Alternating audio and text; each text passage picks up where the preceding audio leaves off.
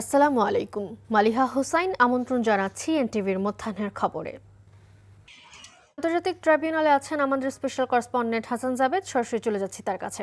জাবেদ, শিক্ষার্থী শাহরিয়ার খান আনাস সহ ৬ জনের হত্যার রায় আজ ঘোষণা না হওয়ার বিষয়ে কি তথ্য আছে জানাবেন।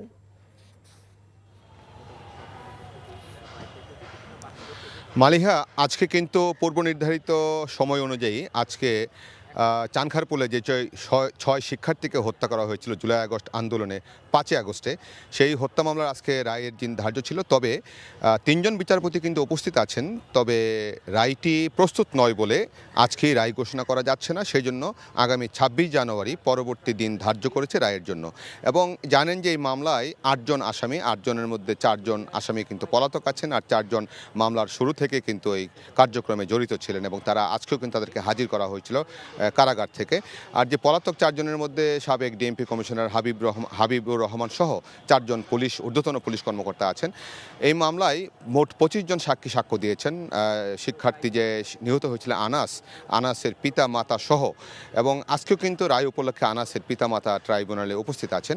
যাই হোক, ট্রাইব্যুনাল একে আজকে আর রায়টি হয়নি, ২৬ জানুয়ারি হবে। তবে ট্রাইব্যুনাল একে এই মুহূর্তে যে মামলাটি চলমান আছে সেটি হচ্ছে জুলাই আগস্ট আন্দোলনের রামপুরায় ২৮ জনকে গুলি করে হত্যা, বিজেপির গুলিতে যারা হত্যা হয়েছিলেন সেই বিজেপির এই ২৮ জনকে হত্যার মামলায় ৪ জন আসামি, তার মধ্যে ২ জন আসামি আজকে ট্রাইব্যুনালে আছেন, ২ জন পলাতক আছেন। এবং আজকে প্রথম সূচনা বক্তব্য শুরু হয়েছে। সূচনা বক্তব্য দিয়ে প্রথম সাক্ষ্য দিচ্ছেন। প্রথম সাক্ষী হচ্ছেন আপনার যার পিতা নিহত হয়েছিলেন ওই দিন ১৮ জুলাই।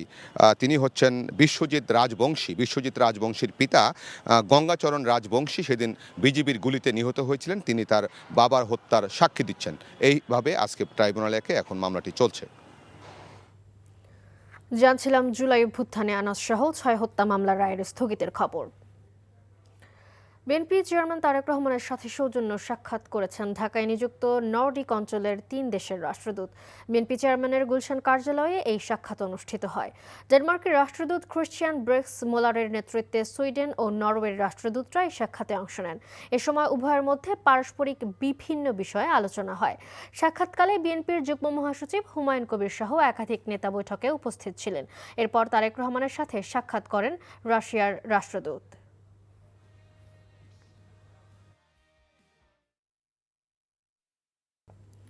শাহজালাল বিজ্ঞান ও প্রযুক্তি বিশ্ববিদ্যালয়ের ছাত্র সংসদ নির্বাচন না হওয়ায় অবস্থান কর্মসূচি ঘোষণা করেছে শিক্ষার্থীরা। সকাল থেকে ক্যাম্পাসে অবস্থান করছে বিক্ষুব্ধ শিক্ষার্থীরা। এর আগে সোমবার দিনভর প্রশাসনিক ভবনে তালা ও সিলেট সুনামগঞ্জ সড়ক অবরোধ করে বিক্ষোভ করে ছাত্রছাত্রীরা। রাতে ১টা পর্যন্ত অবরুদ্ধ ছিলেন বিশ্ববিদ্যালয় ভিসি। প্রায় ২৮ বছর পর সাকসু নির্বাচন ঘিরে ব্যাপক উৎসাহ তৈরি হয়েছিল। ৩ শিক্ষার্থীর রিট আমলে নিয়ে হাইকোর্ট নির্বাচন স্থগিত করেন। এই স্থগিতাদেশের বিরুদ্ধে চেম্বার জজ আদালতে আবেদন করেছে বিশ্ববিদ্যালয় প্রশাসন। দুপুরে শুনানি হওয়ার কথা রয়েছে।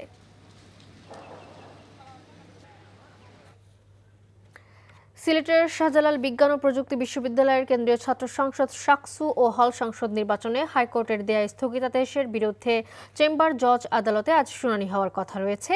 এ নিয়ে ক্যাম্পাসে শিক্ষার্থীদের মাঝে বিরাজ করছে তীব্র ক্ষোভ। এ বিষয়ে জানাতে যোগ দিচ্ছেন স্টাফ করেসপন্ডেন্ট সজল ছত্রী। সজল, ক্যাম্পাসে এখন কেমন পরিস্থিতি দেখতে পাচ্ছেন জানাবেন।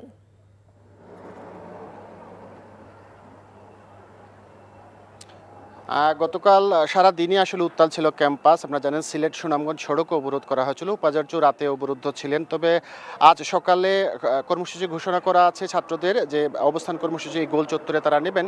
এখন পর্যন্ত আমরা শিক্ষার্থীদের জড়ো হতে দেখিনি, বিচ্ছিন্নভাবে শিক্ষার্থীরা এখানে এসেছেন এবং যারা আসছেন তাদের সাথে আমরা কথা বলার চেষ্টা করেছি যে তারা আসলে এখন কি চাচ্ছেন। যেহেতু আজকে একটা শুনানি আছে, আমরা যে শিবির ঘোষিত প্যানেল যেটি আছে, প্যানেলের জিএস প্রার্থী তাকে পেয়েছি, তার কাছে ভিপি পদপ্রার্থী, তাকে একটু আমরা জানতে চাচ্ছি যে খুব সংক্ষেপে বলবেন যে আপনারা এখন কি চাচ্ছেন বা এখন আপনাদের কর্মসূচিটা কি।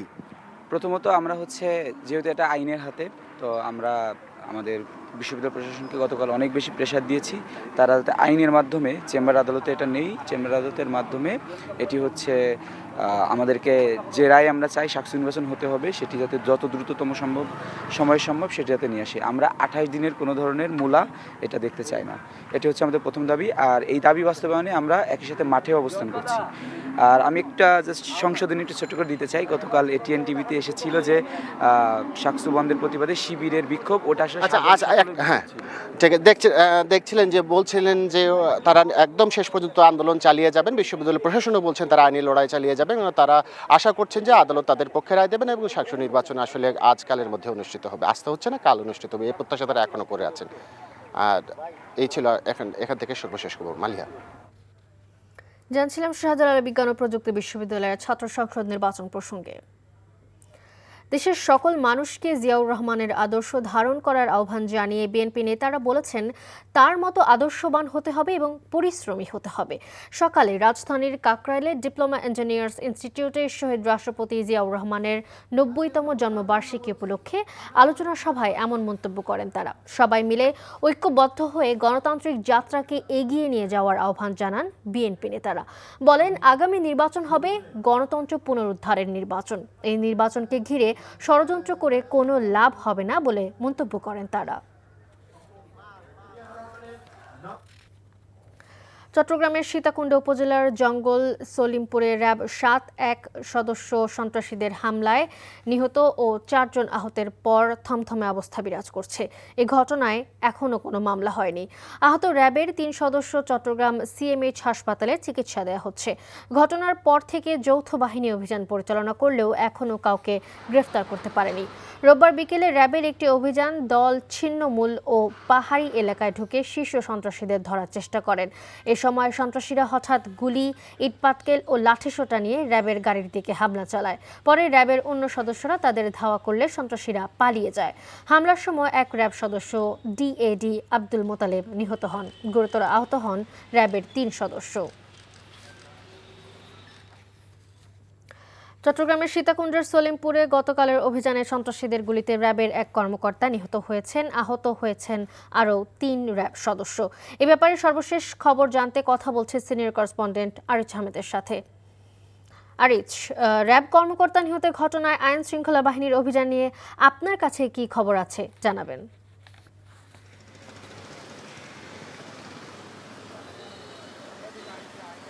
হ্যাঁ মালিহা, আমি এই মুহূর্তে অবস্থান করছি চট্টগ্রাম মেডিকেল কলেজ হাসপাতালের ফরেনসিক মর্গে। গতকালের যে ঘটনায় চট্টগ্রামের যে র্যাব 7-এর সহকারী উপসহকারী পরিচালক আব্দুল মোতালেব নিহত হওয়ার পর তার মরদেহ আজকে কিছুক্ষণ আগে মর্গে আনা হয়েছে এবং তার শ্রদ্ধাল তৈরির পর তাকে চট্টগ্রামের পতেঙ্গায় নিয়ে যাওয়া হবে এবং সেখানে সদর দপ্তরে তার জানাজা অনুষ্ঠিত হওয়ার কথা আছে। এরপরে তার গ্রামের বাড়ি কুমিল্লায় পারিবারিক কবরস্থানে দাপন করা হবে। সর্বশেষ আমাদেরকে র্যাব থেকে যেই তথ্যটি জানানো হয়েছে, তিনি এর আগে বিজিবির কর্মরত ছিলেন। আর রাত থেকে অভিযান চালানো হয়েছে জঙ্গল সলিমপুর এলাকায় এবং সেখানে কোনো গ্রেপ্তার হয়নি। আমরা সকালে যেই স্থানে ঘটনার সূত্রপাত হয়েছিল সেখানে আমাদের যাওয়ার সুযোগ হয়েছে এবং আমরা গিয়ে যেখানে দেখেছি যে সাদা পোশাকে আইনশৃঙ্খলা বাহিনীর সদস্যরা সেখানে গেছেন এবং সেখানে একটি দলীয় সংগঠনের একটি কার্যালয় উদ্বোধন হওয়ার কথা ছিল এবং সেখানে বিভিন্ন নেতাকর্মীরা ছিলেন। তারা মনে করেছিল যে সশস্ত্র সন্ত্রাসীরা যারা 5 আগস্টের পূর্বে যেসব সন্ত্রাসীরা এলাকা ছেড়ে চলে গেছে এবং তারা ফিরে এসেছে, এরকম একটা গুজবের উপর ভিত্তি করে আসলে এখানে হামলার ঘটনাটা হয়েছে এমনটি দাবি করেছে এলাকাবাসী। তো অভিযান পরিচালনা হচ্ছে এবং অভিযান চালানো হচ্ছে এমনটি জানিয়েছেন প্রশাসন। তবে এলাকায় তমতমে অবস্থা বিরাজ করছে। মালিহা, এই ছিল এখানকার সর্বশেষ। জানছিলাম সীতাকুণ্ডে আইন শৃঙ্খলা বাহিনীর অভিযানের খবর। বিএফ শাহীন কলেজে হয়ে গেল 53তম আন্তঃবার্ষিক ক্রীড়া প্রতিযোগিতার সমাপনী অনুষ্ঠান। সকালে বিএফ শাহীন কলেজ প্রাঙ্গণে air vice marshal Javed Tanvir Khan প্রধান অতিথি হিসেবে উপস্থিত ছিলেন। কলেজ মাঠে সমাপনী অনুষ্ঠানে শিক্ষার্থীদের সাংস্কৃতিক অনুষ্ঠান উপভোগ করেন অতিথিরা।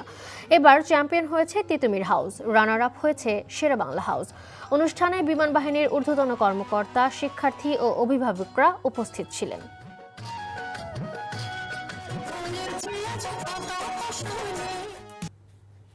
কুষ্টিয়া জেলা জামায়াতের আমির অধ্যাপক মাওলানা আবুল হাশেমের নামাজের জানাজা অনুষ্ঠিত হয়েছে।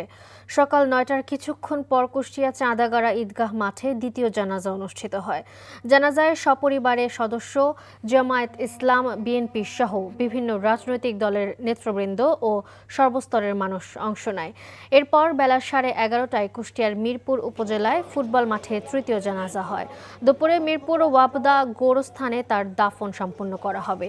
গতকাল কুষ্টিয়ার ৩ আসনের জামায়াত ইসলামের সংসদ সদস্য প্রার্থী মুফতি আমির হামজাকে হত্যার হুমকির প্রতিবাদে বিক্ষোভ সমাবেশ চলাকালে অসুস্থ হয়ে মারা যান জেলা জামায়াতের আমির অধ্যাপক মাওলানা আবুল হাশেম। এই ছিল মধ্যাহ্নের খবরে। এই খবরের ভিডিও সহ আপডেট জানতে ভিজিট করুন এনটিভি অনলাইন www.ntvbd.com। এছাড়াও এনটিভির জনপ্রিয় সব অনুষ্ঠান ও খবরের আপডেট জানতে ভিজিট করুন আমাদের ইউটিউব ও ভেরিফাইড ফেসবুক পেজ। 2টায় দুপুরের খবর দেখার আমন্ত্রণ রইল। ধন্যবাদ সবাইকে।